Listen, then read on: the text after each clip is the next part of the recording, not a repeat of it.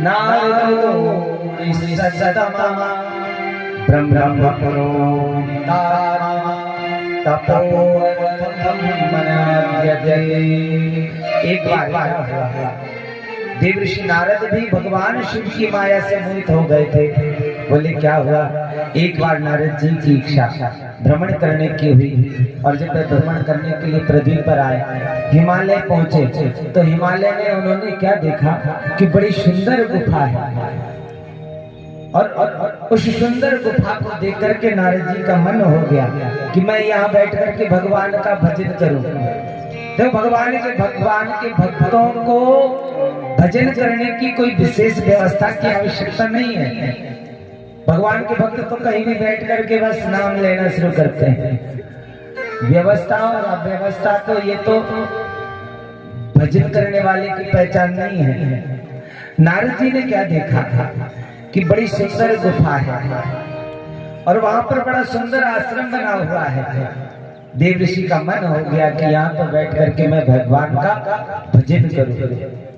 भजन करने लगे और भजन करते करते ऐसी समाधि लगी कि देवऋषि नारद उस भजन में, उस समाधि में लीन हो गए। आश्रम परम पुनीत सुहावा, आश्रम परम पुनीत सुहावा, देख देवर से मन अति भावा, देख देवर मन अति भावा, राखी सैर सही विपिन विभागा, राखी सैर सही विपिन विभागा, भयहु रमापति पद अनुरागा,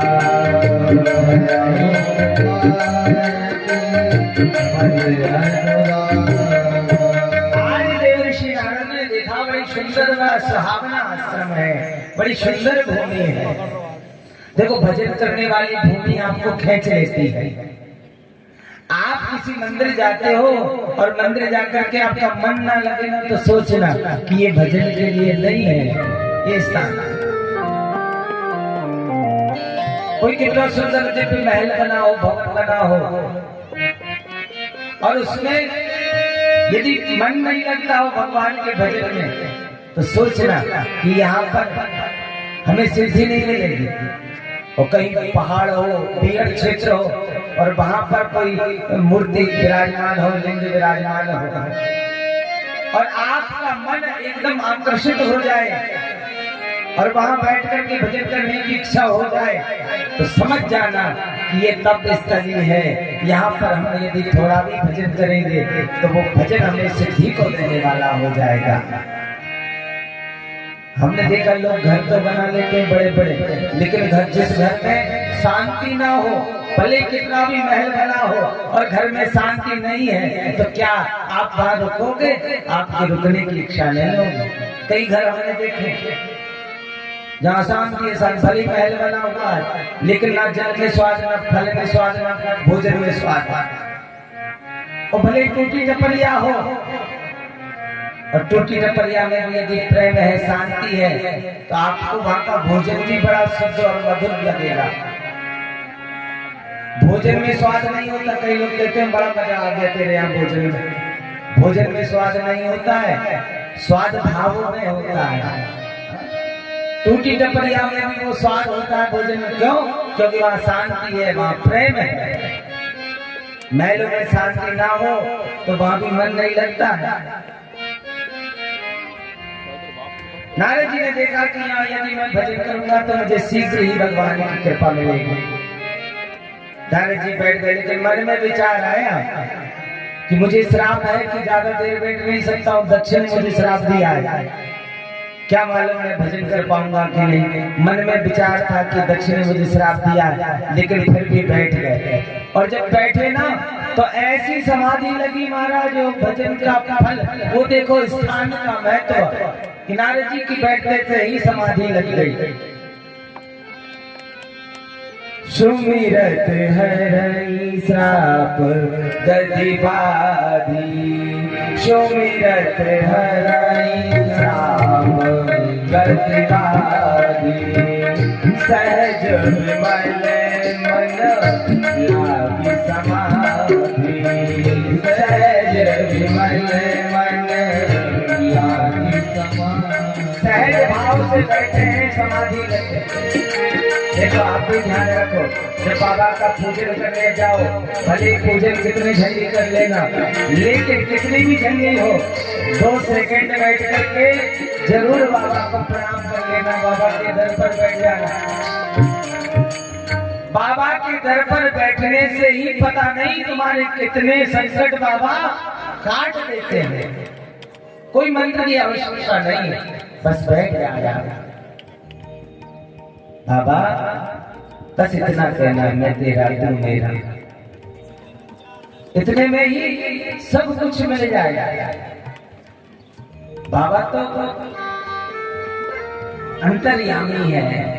अरे वो चींटी के पैरों में यदि घुंघरू बांध दिए जाए और उन घुंघरुओं को बांध करके चींटी यदि चलेगी ना, तो उसके चलने पर यदि वो घुंघरू बाजेंगे तो उन घुंघरुओं की आवाज भी मेरा महादेव सुन लेता है। फिर तुम्हारी कैसे नहीं सुनेगा?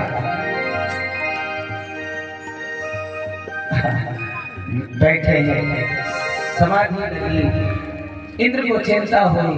इंद्र ने कहा कि जाओ देवऋषि नारद की समाधि को तोड़ो। कामदेव को बुलाया। कामदेव अपनी सेना को लेकर के गया, सारी अप्सराओं को लेकर के पहुंचा, वसंत को लेकर के गया।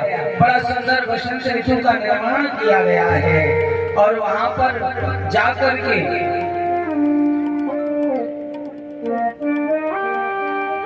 उसने अपनी कामलीला प्रारंभ कर दी। लेकिन भगवान के भक्त हैं, उन्हें काम नहीं सताता। हमने कई भक्तों को देखा है, वो ऐसे लीन हो जाते हैं और फिर एक कभी ध्यान आता है और ये लो मैं दाल को रख करके आई थी चूल्हे पे, अब तो पूरी जल गई होगी। भगवान के भक्तों की यही तो गति है। ऐसे महाराज नारद जी की उस समाधि को तोड़ने के लिए जब इसने अनंत प्रयास किया, थक गया कामदेव, तो थक करके वो चरणों में जाकर के गिर गया। कामदेव ने कहा कि मुझे क्षमा कर दो, मैं आपकी समाधि को तोड़ने के लिए इंद्र ने मुझे भिजाया था।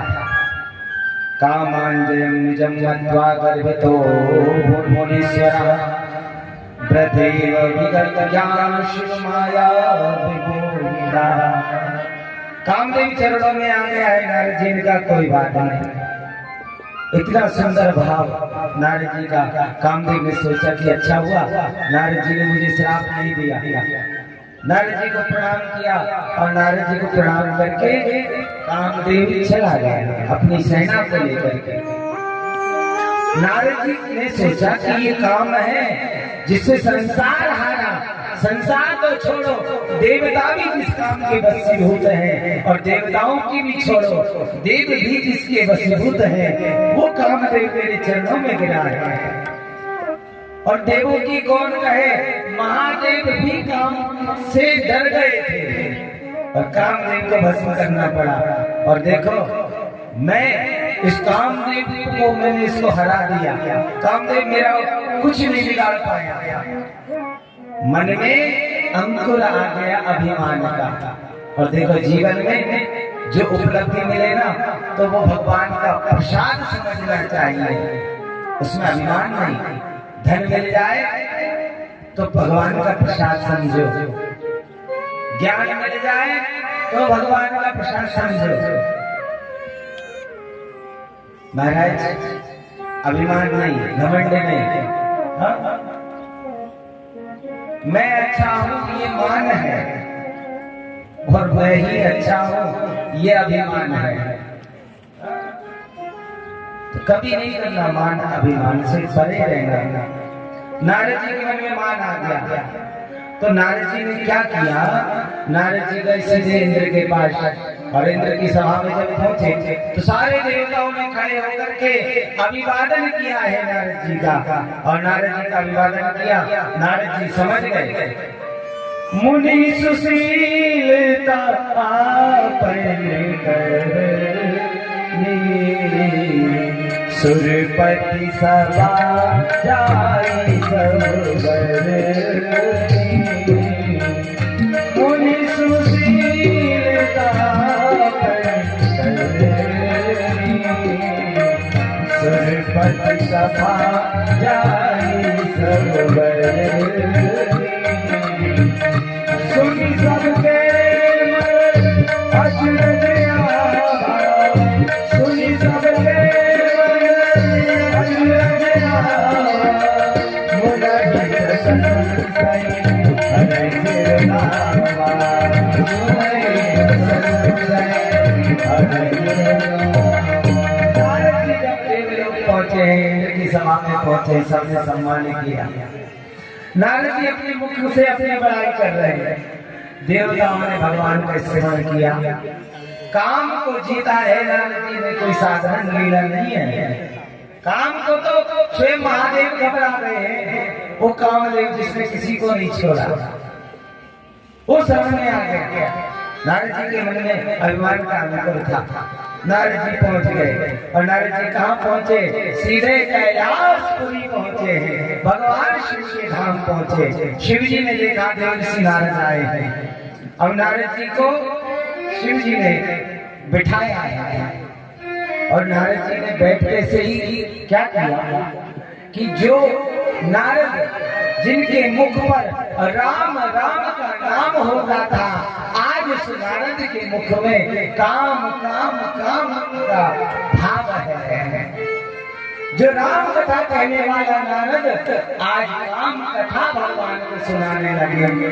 क्या कहने लगे, मारी चरित शंकर ही सुनाए, अति प्रिय जानी महेश सिखाए, मारी चरित शंकर ही सुनाए, अति प्रिय जानी महेश सिखाए, बार बार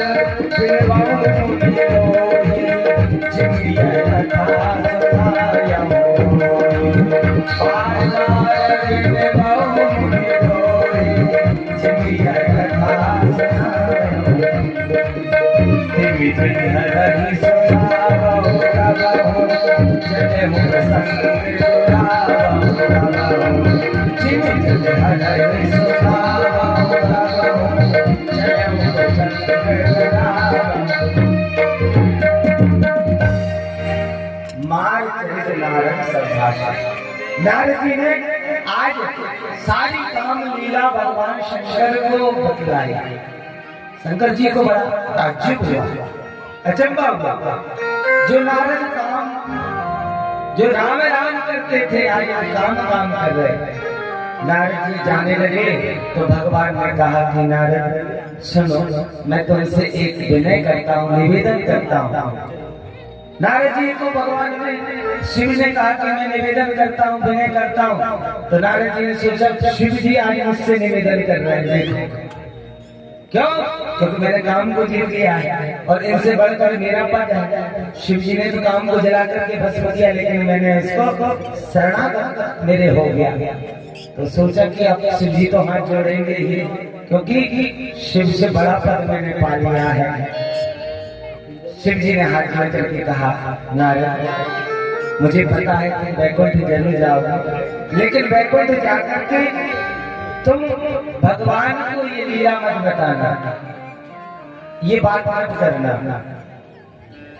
नारद जी का हम तो नहीं करेंगे, लेकिन यदि बात छिड़ गई तो भगवान शंकर ने कहा कि यदि बात छिड़ भी जाए ना तो भी बात मत करना, इस काम लीला को मत गाना। नारद जी ने कहा क्यों? बोले मैं तुमसे निवेदन कर रहा हूँ, यदि छिड़ भी जाए तो इसको अनदेखा कर देना। अब नारद जी ने सोचा शिव जी इसलिए कह रहे हैं कि मुझसे ईर्ष्या कर रहे हैं, क्योंकि काम को मैंने जीता है, ये तो हार गए थे, तो ये नहीं चाहते कि मेरा मान बढ़े। अब नारद जी चल दिए वहां से और इन्होंने सोचा शिव मुझसे ईर्ष्या करते हैं इसलिए मना किया। तो जैसे नारद जी गए, नारद जी का भाव शिव जी ने पकड़ लिया। शिव जी ने कहा नारद जी हम समझ गए तुम मानोगे नहीं, क्योंकि ये नियम है आपको जिस चीज के लिए मना किया जाता है ना तो मन बार बार वही जाता है जिसका मना किया है। हमने देखा अब किसी की हम नहीं कह रहे, हम जीवन में कभी व्रत नहीं रखते और कभी व्रत रखते हैं ना, भले ही ऐसे हम भोजन नहीं करेंगे दिन भर, लेकिन जिस दिन व्रत का नाम लेकर के हम व्रत रहते हैं उस दिन सबसे ज्यादा भूख लग रही है, बहुत ज्यादा भूख लग रही है। तो नारद जी ने सोचा, नारद जी गए, भगवान शिव ने कहा प्रभु अब आप ही संभालना, नारद जी के मन में अंकुर है उसे आप ही दूर करना। भगवान शिव ने ये वचन हृदय से भगवान विष्णु को कहे हैं और नारद जी ने वीणा की तान छेड़ते हुए सीधे भगवान विष्णु के बैकुंठ धाम को पहुंचे। चीर सिंधु गवने मुनिनाथा, चीर सिंधु गवने मुनिनाथा, जय बस श्रीनिवास श्रुति माता, जय बस श्रीनिवास। चीर सिंधु पहुंचे और जैसे ही भगवान के बैकुंठ में पहुंचे भगवान नारायण खड़े हो गए और आज नारद जैसे ही बैकुंठ पहुंचे हैं तो देखो भगवान भी कितने कौतूहली हैं। भगवान नारायण भी आज कौतुक कर रहे हैं। क्या कर रहे हैं? नारद जी को द्वार पर देखा तो भगवान विष्णु खड़े होकर के द्वार पर ही आ गए और जैसे द्वार पर विष्णु को आते हुए देखा तो नारद जी ने कहा ऐसा लगता है कि विष्णु को हमारी महिमा पहले ही पता चल गई। अब हम देवों के पूजनीय हो गए, देवों के पूजनीय हो गए और महादेव से ऊंचा पद हमारा हो गया। जैसे ही